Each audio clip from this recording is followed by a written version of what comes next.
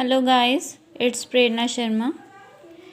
आज मैं 4D exercise explain करूँगी। 4B मैंने उस दिन कर दी थी और 4A एक्सरसाइज सिंपल थी और 4C जो है वो इजी ही है, प्रोडक्ट ही करवाना है, इसलिए मैंने एक्सप्लेन नहीं की।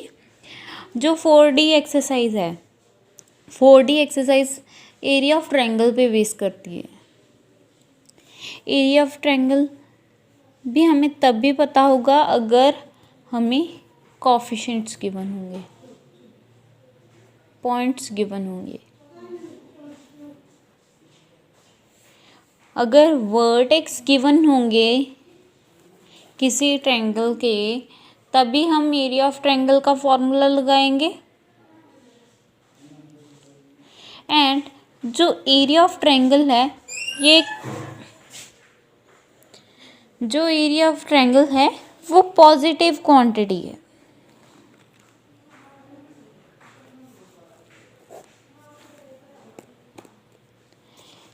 इसका मीन्स ये है, एब्सोल्यूट वैल्यू आती है इसके डिटर्मिनेंट की। फाइन।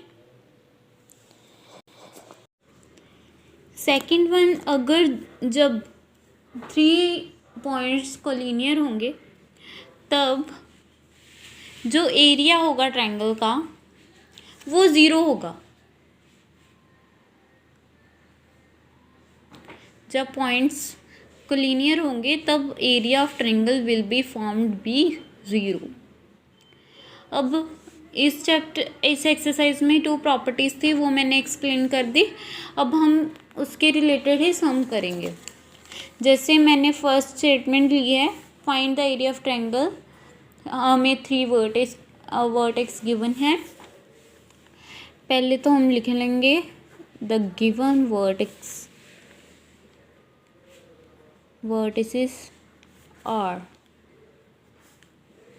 -3, 8, -4, 2, 5, 1। अब एरिया ऑफ ट्रायंगल के फॉर्मूले में वैल्यूज पुट होंगी।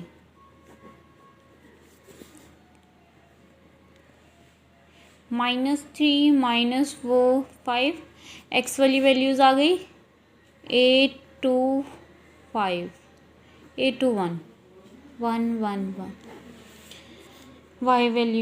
वाई की वैल्यूज भी आ गई। अब हम क्या करेंगे, 1/2 तो कॉमन ही ले लेंगे और इसका डिटर्मिनेंट फाइंड कर देंगे कॉलम थर्ड के ज़रिए एक्सपेंड करके।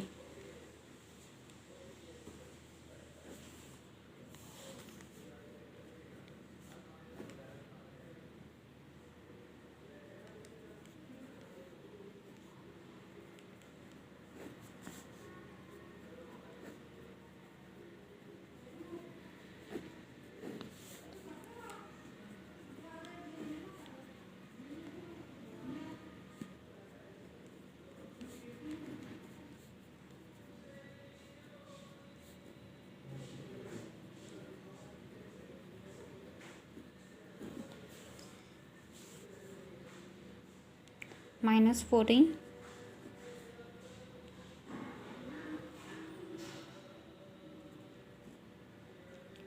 +37 +38